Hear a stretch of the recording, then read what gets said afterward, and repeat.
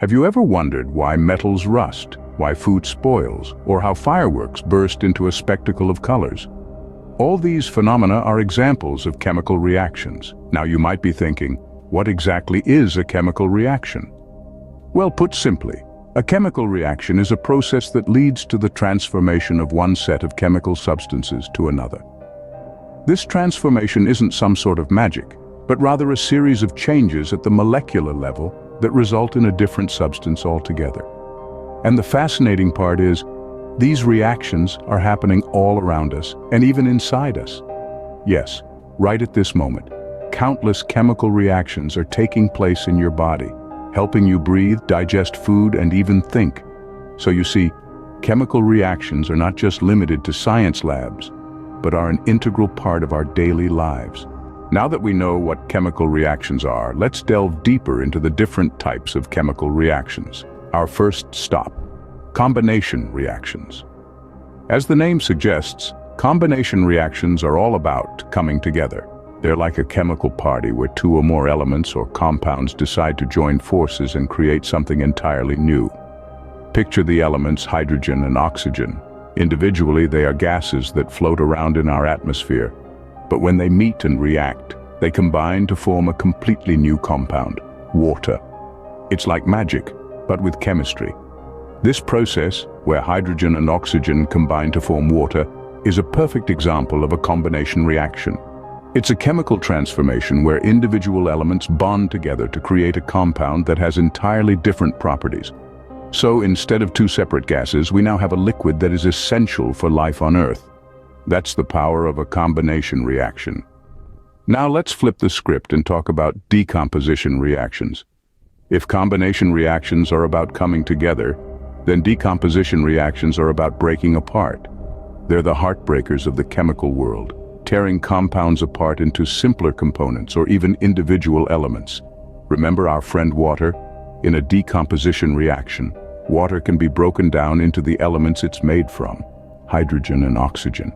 It's the exact opposite of the combination reaction we discussed earlier. Instead of forming water, we're taking it apart to get back the gases we started with. So in essence, a decomposition reaction is a process where a single compound, like water, breaks down into two or more elements or simpler compounds. It's like taking a completed puzzle and separating it back into individual pieces. So we see that in a combination reaction, two or more elements or compounds combine to form a new compound, while in a decomposition reaction, a single compound breaks down into two or more elements or simpler compounds. Let's continue our exploration with more types of chemical reactions. Delving deeper into the world of chemical reactions, we now turn our attention to displacement reactions, where one element quite literally displaces another in a compound. Imagine a bustling party where a new, more captivating guest arrives, taking the place of a less interesting one.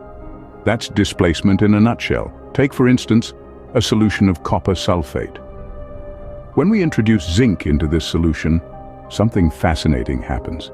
Zinc, being more reactive than copper, displaces copper from the solution, taking its place.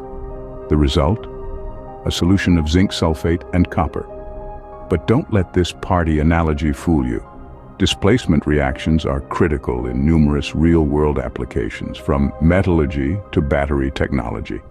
Moving on, let's talk about redox reactions. If you're wondering about the name, it's a portmanteau of reduction and oxidation. In every redox reaction, there's a tango of two processes. One atom gets oxidized and another gets reduced. Consider the reaction between hydrogen and fluorine to form hydrofluoric acid. Here, hydrogen is oxidized, losing its electron to fluorine, which is reduced. The transfer of this electron is the heart of the redox process. This dance of electrons is not limited to test tubes and lab coats. It's happening all around us, from the rusting of iron to the very metabolic processes that power our bodies. So, to sum up, in a displacement reaction, one element replaces another in a compound. It's like a changing of the guards, where a new element takes the place of an existing one. On the other hand, redox reactions involve a beautiful ballet of electrons where the oxidation states of atoms are changed. The world of chemical reactions is indeed a fascinating one. In a displacement reaction, one element replaces another in a compound, while in redox reactions, the oxidation states of atoms are changed. We've covered quite a bit about chemical reactions and their types. Let's take a moment to summarize. We've delved into the world of chemical reactions, exploring their nature and various types. We've discovered that these reactions are the very essence of chemistry, and indeed of all natural sciences. From combination reactions that bring elements together to decomposition reactions that break them apart, every reaction has its unique role in the universe's grand scheme. We've also learned about displacement and double displacement reactions, each with its own set of rules and outcomes. And let's not forget about redox reactions, where the fascinating exchange of electrons takes place.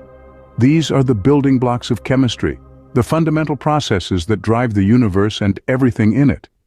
Remember, understanding chemical reactions not only helps us in the science lab, but also in understanding the world around us. So the next time you see a rusted piece of metal, remember, it's all a part of the fascinating world of chemical reactions.